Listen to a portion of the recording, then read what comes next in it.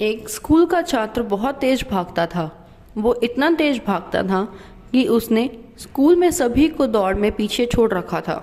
उसके स्कूल के प्रधानाचार्य ने यह चीज़ देख ली कि वह बच्चा सच में बहुत तेजी से और बहुत अच्छे से भाग रहा है। इसलिए उसके स्कूल के प्रधानाचार्य ने सोचा कि इस बच्चे को आगे बढ़ाया जाए। धीरे धीरे वह बच्चा बहुत अलग अलग जगहों पर जाकर दौड़ में भाग लेता और जीतता।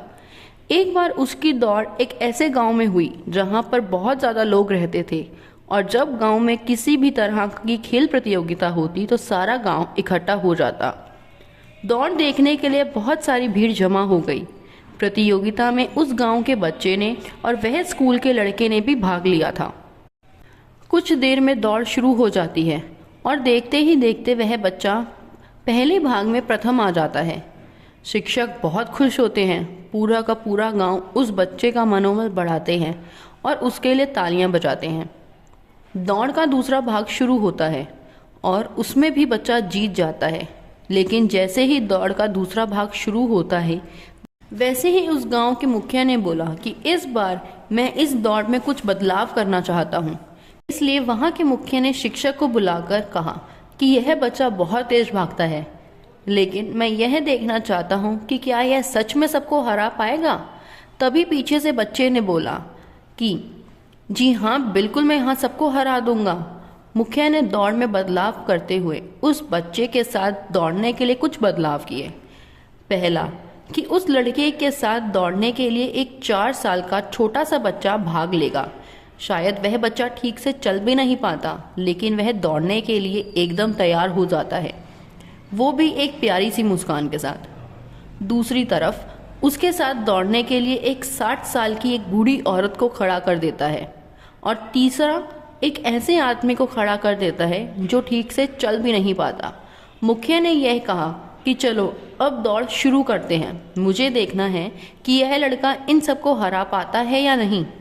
वह लड़का जो था पहले ही कॉन्फिडेंस में था कि पहले ही मैं सबको हरा चुका हूँ, गांव में जो सबसे तेज भागता है उन्हें भी हरा चुका हूँ। इसलिए वह सोचा कि इन लोगों को हराना तो मेरे लिए बहुत आसान है।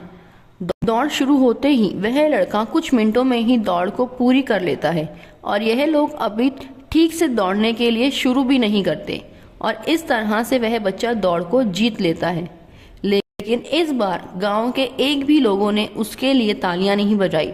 वह लड़का एकदम से चौंक जाता है कि मैं तो जीत चुका हूँ, फिर भी मेरे लिए कोई ताली नहीं बजा रहा। वह मायूस हो जाता है।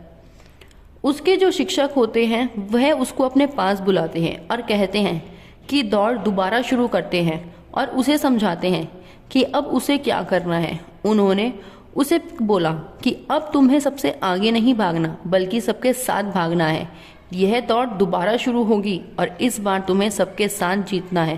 तुम जाओ और सबका हाथ पकड़ लो और दौड़ जो है वो साथ में ख़त्म करना। वह बच्चा गया और सबका हाथ पकड़ लिया।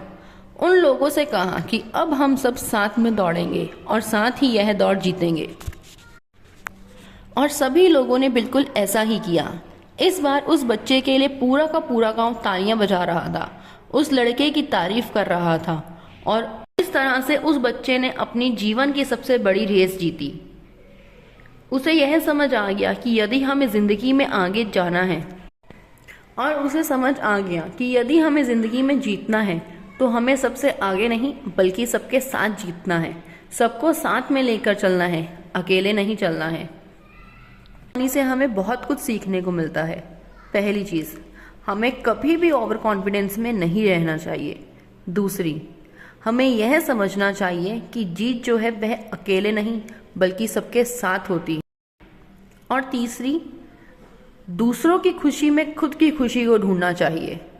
दोस्तों, यह कहानी आपको कैसी लगी हमें कमेंट करके ज़रूर बताइए, और अपने दोस्तों के बीच ज़्यादा से ज़्यादा शेयर करिए। Thank you.